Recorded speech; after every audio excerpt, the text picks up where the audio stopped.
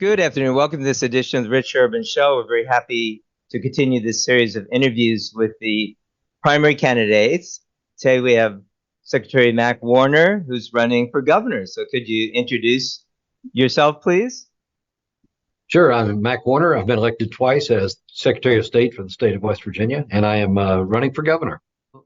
Let's jump in with a couple of questions. What do you think the greatest problem facing West Virginia is right now, in your opinion?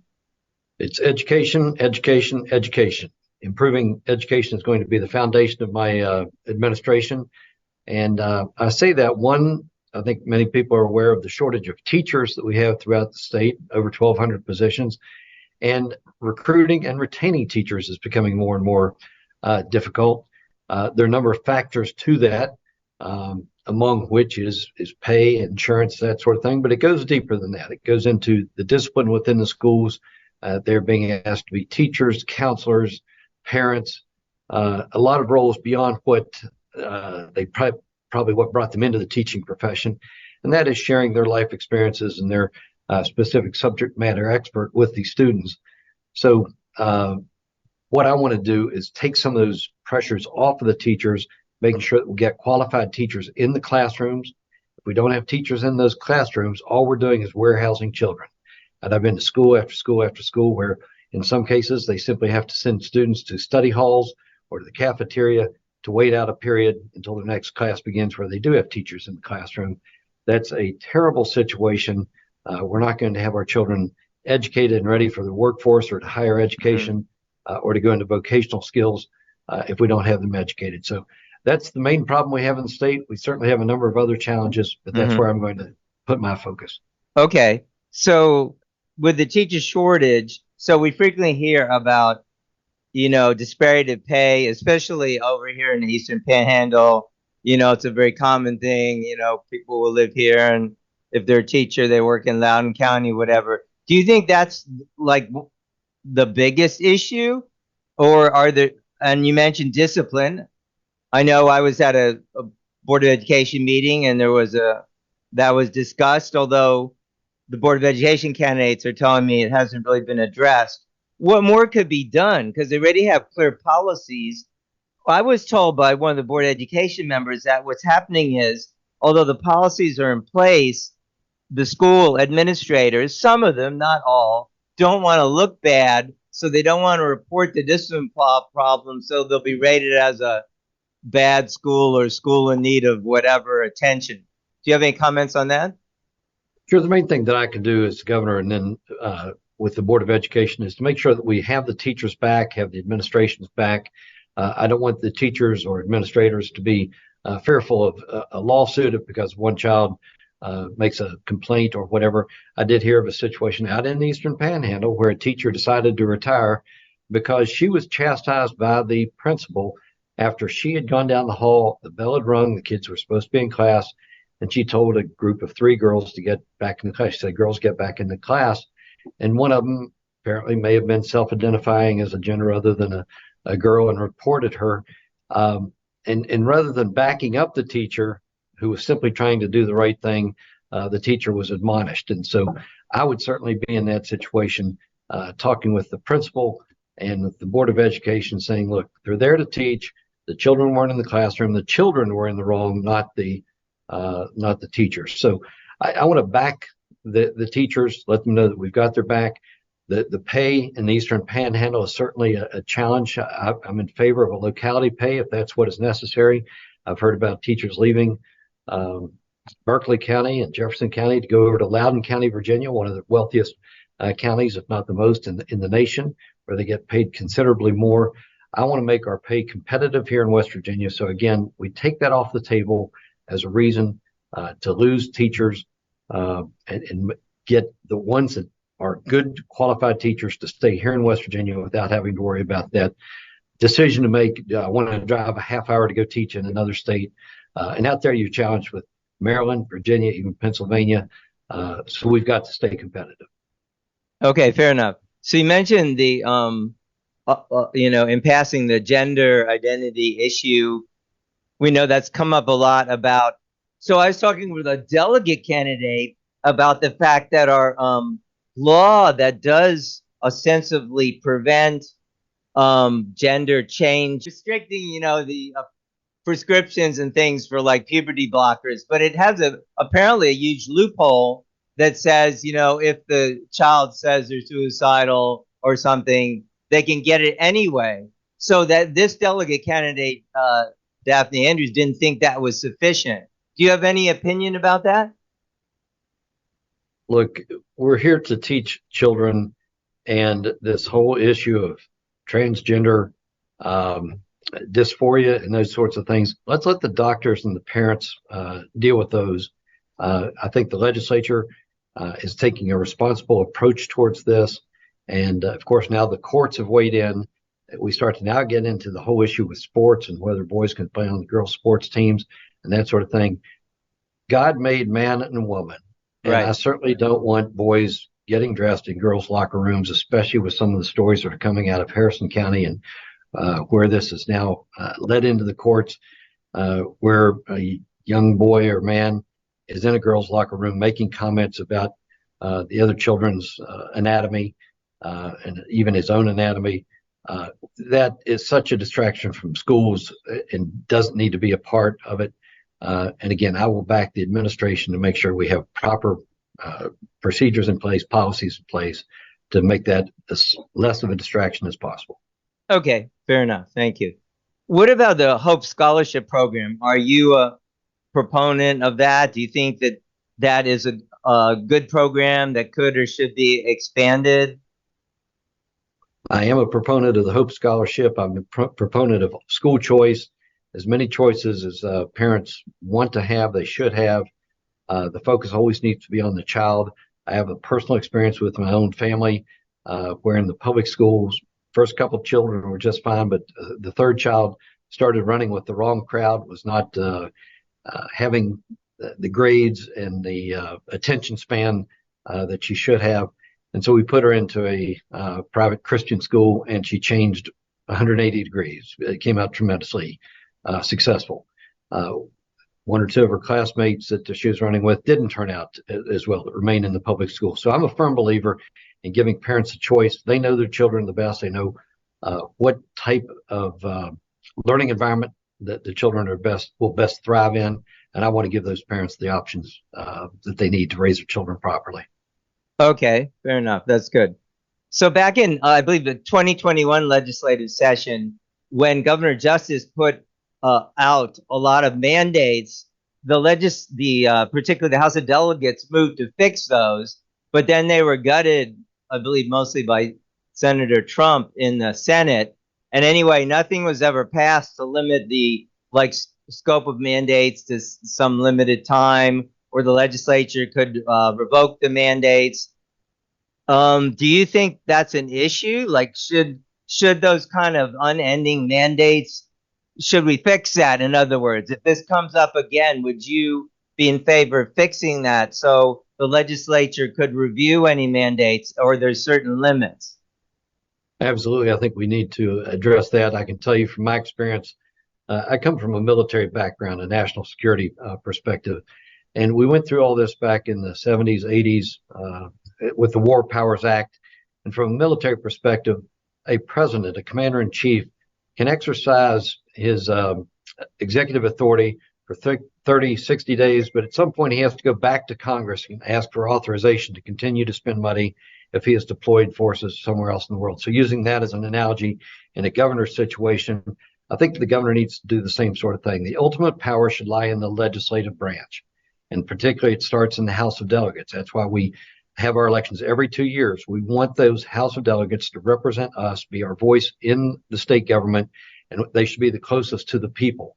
And so if there is a concern there within the House, the Senate, absolutely we need to address that. I can tell you as governor, I would not extend that authority. I would take care of the immediate need, but it shouldn't extend 60, 90, 100 days, 120 days.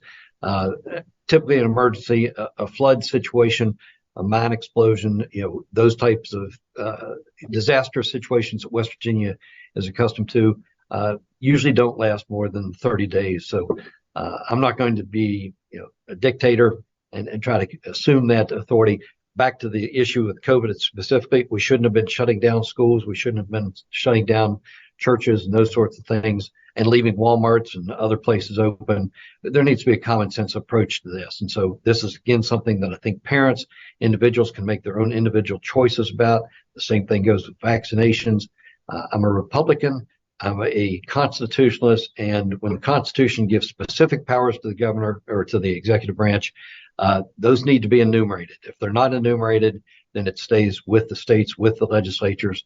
And I simply won't be that type of government. I will lean on the individual and freedom approach to things rather than saying that I know the best and dictating that to the people of West Virginia. Okay, fair enough. So related to that, just to clarify specifically, like recently, as you know, Governor Justice vetoed the limited, what could be called the vaccination choice or religious exemption for private schools and virtual schoolers. So he vetoed that. Would you have done that? Do you support, I think I heard you say it, but specifically, do you support like a vaccination choice, which is a pretty hot issue here in West Virginia for decades now, that we're telling children, no vaccines, no school. Do you support that policy, or would you like to see like religious or conscientious exemptions, or what? I would have signed that bill as opposed to vetoing it like Governor Justice. Again, I'm back to the personal responsibility. That should be a choice of parents. Again, I have a personal experience where I took a child in for vaccinations, and the needle they were ready to stick in my child's arm was huge. I knew it wasn't right. I insisted on seeing the doctor. The nurse pushed back. I insisted. Finally, when the doctor came in and analyzed the situation, he said there was 3 times the amount of dosage that should have gone into that child. So I'm very fortunate that they didn't stick that needle in the arm. Parents have that responsibility. And so the parents should be the ones who decide whether a child is immunized, what immunization they get, and so on. So I would agree with the religious exemption, absolutely. Great, good to hear that. Now going over to the issue of election integrity, is there anything, now you're Secretary of State, so I know that's one of your responsibilities. Do you feel like, okay, I'll stay in the first person. One question I had is like, so in like 2016, when I went to vote, we had many here in Jefferson County, we had plenty of voting stations. They were using paper ballots, although I know they tabulate them with the machine. And then they went more toward the machine, and there was a big backup because they didn't have enough. They got more, but there's still backup. But I'm wondering, I understand, and correct me if I'm wrong, counties can choose whether they want to use these machines or not. But why are we using them? Aren't there like inherent risks in having these extra technologies like machines? And then we have tabulators, and people are saying in Arizona they're not accurate. And from what I read, there seems to be something to the argument. So how can we ensure integrity? And should we do anything differently? I'm so glad you asked that question because it's a very common question, and I appreciate the opportunity to answer it about what's happening here in West Virginia. The express vote system, which now this election, all 55 counties are going to have the express vote system that gives people the option to use the electronic pen marking device. And I want to emphasize that it is a pen marking device. It is not a computer. It's not connected to the internet. All this is it reduces or virtually eliminates the human error. So think about taking that SAT or ACT test back in high school where you had to fill in the ovals with a pencil. So many mistakes can be made with that. Sometimes people underline it. Sometimes they only partially fill it in. They put an X or a check mark. Any of those sorts of stray marks can invalidate that ballot. Or let's say it's a city council or a board of education that says vote for 2. Well, if you mark a third person, you can do that with a pencil and it invalidates that vote. Whereas with an electronic marking device, it won't let you vote more than 2 for the people, the ones you're authorized. If you try to do a third, it will ask you to remove one of the other choices or notify you can't mark more than 2. So it reduces or eliminates that human error and also fills in the oval completely for you. Then that piece of paper comes back out. It's called a voter verified paper trail. So when it comes back out, the voter gets to actually look at that piece of paper And it's the same technology that we use at Sheets for ordering a wrap or a sandwich. Yes, I want pickles. No, I don't want mayonnaise, that sort of thing. And you can see on your receipt exactly what you ordered. That's what's going on with this ballot. Yes, I voted for a particular president or governor or senator. And if it's not correct, you can invalidate it before you put it into the tabulator. They will spoil that ballot, give you a new one, and they'll do it again. If there's a problem with the machine, they'll fix the machine or get you to another. But then the voter themselves puts that ballot into the tabulator. And what happens is that tabulator at 7:30 at evening when the polls close, it can give you an automatic total that night. That's why here in West Virginia, we can give unofficial results on election night. And typically those are what stand unless it's an extremely close race. And that's what people want for confidence in the elections, is to know on election night who wins the races. Now, I say unofficial because we do have the 6-day waiting period. In this case, the election day is May 14th. Canvassing occurs 6 days later on May 20th. And the reason for that delay is to give people a chance that have voted absentee, let's say our soldiers overseas, gives them time for those ballots to come in to the county courthouse.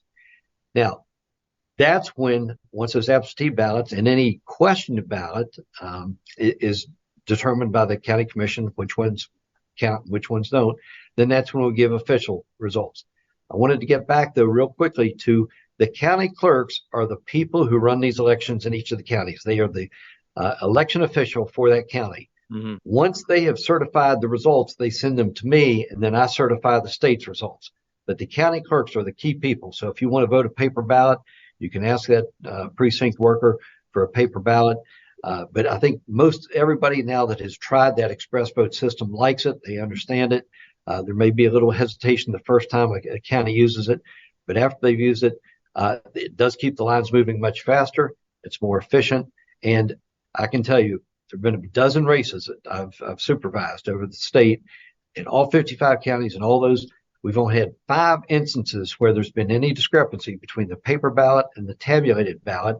And when we go back and check a second time, we find out it was human error that miscounted, not the machine. So I haven't had one case in all 55 counties and a dozen or more elections where the machine has made a mistake in the tabulation. Okay. So that's why I get back to emphasizing the security of the elections here in West Virginia. Mm-hmm. So when the paper ballots are fed into the tabulator, so that is that verified with the number of like voters who signed in? Yes, absolutely. That's why we keep the tabs off the ballots, know how many people voted, and if there's any discrepancy, then we're going to resolve that during the auditing process. You're saying if you wanted a paper ballot, you can get one at a polling station? You can ask for one, yes. And this still goes in the same machine, or they have to do something different with it? Well, it's going to have to be probably hand counted, depending on the number of them. It depends on the tabulation system that county has. Okay. All right. Okay. So I noticed also that I think our votes since 2018, we send them to some third party. I forget the name of it. Some large system that reports them on the state site. Is there why don't we do it ourselves being the state of West Virginia? The official results do come from my office, the Secretary of State's office. There are newspapers and news agencies that get to the courthouse and get the county courthouse results from the county clerks and then make their projections and so forth. But the officials come from my office. So we don't use like a third party reporting, on the state website? No. Oh, okay. Maybe I guess I'm mistaken on it. Okay, very good.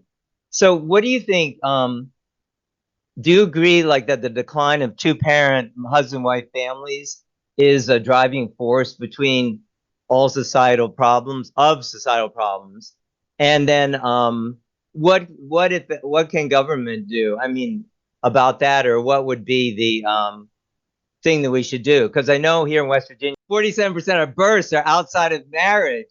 And in my mind, that's really a driving force behind everything else. Would you agree, disagree? Any comments? I want to rephrase it a little bit. I will strongly enforce and encourage the 2-parent families, a husband and a wife, a mother and a father. And so I want to encourage that in every way possible from a state's perspective. That's the foundational unit of society. It has been since the beginning of man. And so that's the state's job. That's why I'm against the same-sex marriage approach, and just think we've gone down the wrong path in that regard.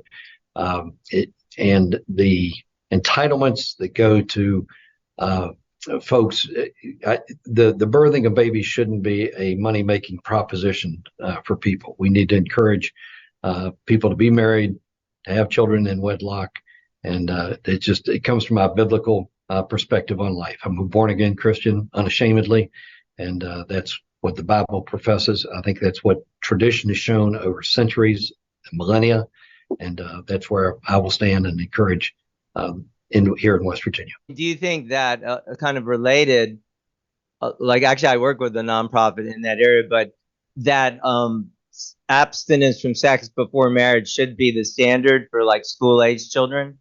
Absolutely. Okay, great. Yeah, I mean, that was codified into the Title V of the federal like standards for grants, although it's not as common nowadays, but I think it would be helpful. Well, that's good to know. Well, as I guess we're coming closer to the conclusion, are there other issues that are close to your heart or that you'd like to enumerate? And would you like to differentiate yourself from your opponents, or would you like to speak on those issues? Sure. As far as differentiating myself from the other opponents, I'm the only veteran in this race. I'm the only teacher. I am the one with the most experience, so I've got my senior status, and so I know what it likes. It feels like living on a fixed income. You don't join the military to become rich, so I don't have the millions of dollars that the other candidates have. I was asking one of the debates, all of the candidates were asked if they would put their interests in a trust fund. And of course, the other three candidates, the major candidates, said yes, they would. And it got to me, and I was like, I don't have money to put into a trust fund. So I can relate to, I think, most of the West Virginians much better than the opponents. One opponent has accepted $10 million from the Club for Growth, which is an anti-Trump organization, yet he tries to claim that he's the Trump candidate and that sort of thing. And I would ask people to consider, why would an out-of-state special interest group put $10 million into a governor's race in West Virginia when Governor Justice, who is a billionaire, only put $5 million in to win his race? I don't think they're interested in winning a governor's race. They're positioning that candidate to win a Senate race in 2026, or to appoint himself as senator should something happen to one of our sitting senators. So I'm not running for this position to run for another office like U.S. Senate or whatever. This will be the pinnacle of my career. I've had my entire adult life has been one of public service. This would be the ultimate public service. It's giving back to this state that has given me so much, to whom much has been given, much is expected. And this is my opportunity to return the wonderful life that I've had from West Virginia, those experiences back to the people of West Virginia. I've had experiences all over the world with thriving societies and with broken societies. I've learned from both of those, and that's what I'll bring to the table. One of the other candidates is also accepted, and understand we're having a Republican primary. Right. One of the other candidates is receiving consulting advice from the former Democrat chair of the party of West Virginia. And I think that's just a real abomination. I don't think any true Republican should be considering letting the former Democrat chair, and you know what they've done to the Democrat Party in West Virginia, they've driven it into the ground.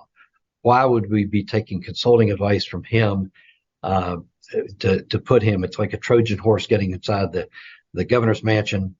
So I would urge the Republicans in this race not to vote. And I'm speaking of Moore Capito in this situation. His advisor, Larry Puccio, was an advisor to Joe Manchin, Joe Manchin's right-hand man. He was an advisor to Democrat Governor Justice when Justice ran as a Democrat, and right now he's advising Moore Capito. So strong differentiation between me and those two candidates. Okay, great. Well, yeah, thank you for coming on today. I mean, really appreciate your time and giving us clarity on, these different, issues that are facing West Virginia. Also, and it just came up about the, the new regulations that are trying to throttle, ongoing, but even more strict throttle coal production. Would, you fight against that? The more or less regulations that seem to be attempting, like the one that just came out, to shut down coal power plants. What would be your ideas on that? The good Lord gave us these resources. It's our job to be good stewards. That doesn't mean cutting them off completely. It means using them properly. And I talk about reliable energy and unreliable energy. So coal is certainly a reliable energy. We need that for our baseline electricity. And so I am an all energy proponent, and that means that we let the capital market decide which energy source we use and which one we don't. And government is not a good group to be the decision maker in which energy thrives and which one is cut off. Let's let the market decide that. I'm a capitalist. That's what the Republican Party represents. And I can check off every one of those planks in the Republican Party. So if you have a question about where Mack Warner stands, open the Bible to begin with, open the Constitution second, and third, open the Republican Party platform. And if you've covered those, you'll pretty much know where Mack Warner stands on any of the issues. Okay, that's good to know. Would you like support? Anyway, I'm a senior, and I noticed that on property taxes, actually I have a second property too, but I wouldn't consider myself rich or anything. Any case, the point is that means I'm paying, the full, double the home rate. Anyway, I've noticed that the property tax rates, of course, in some counties like Jefferson are high, but also like on some properties and my neighbors, it went up 130% in 1 year. Like, wow. So I'm just wondering if you would support any kind of cap on like the amount of property tax increases, or have a look at property taxes and if they're being done well or properly. Well, I'll go back to the previous question, and that is the Republican Party platform, and Republicans are against higher taxes. We do have an obligation to do certain things that are enumerated in the Constitution. One of those is to provide public education. Of course, we need to do roads. At the national level, we have to have a national defense. So some taxes are essential to being able to perform the duties that are given to us in the Constitution. It is always a balancing act as to what is the appropriate amount and what is the vehicle by which we go. So it's like a balloon. Sometimes you squeeze one side and it pops out somewhere else. So if you try to reduce the tax in one area, you may be looking at increasing the tax in the other to receive the same level of benefits. Now, if we're all in agreement to cut a certain amount of benefits, again, that's the legislature's prerogative, and I'm a firm believer in the legislative process. So what the situation you described sounds like something we need to deal with at the local level to get the right representation in there to represent the views of Jefferson County or the various places in the Eastern Panhandle. And that's not something, as a governor, I will propose lower taxes whenever possible, but at the same time, I'm going to get the job done that people elected me to do, and that is take care of the state from before birth till natural death and everything in between. So that includes education, healthcare, safety, police, jails, that sort of thing. All those have to be addressed so that we can live in a free and fair society. All right, thank you. Well, thank you for coming on today. Appreciate it. And if there's anything in conclusion you want to say, feel free. Well, we're filming this on April 30th. Early voting starts on May 1st and it goes through May 11th. And then the election itself is on May 14th. So as the Secretary of State, the Chief Elections Officer, I feel obligated to make sure that everybody is aware of those dates. If you're voting absentee, you have until May 8th to request that absentee ballot. You do have to be able to check one of the 11 prescribed reasons to vote absentee. But if you have any questions about anything election related, go to govotewv.com or check with your county clerk. Those are the trusted sources, the Secretary of State and the county clerk's office. Okay, great. Okay, thank you very much. We'll make this available on any podcast platform at the Richard Urban Show and on by video podcasts at visionroot.org. I really thank you for your time and coming on today. Absolutely. Good being with you. Thanks. Okay, thank you very much.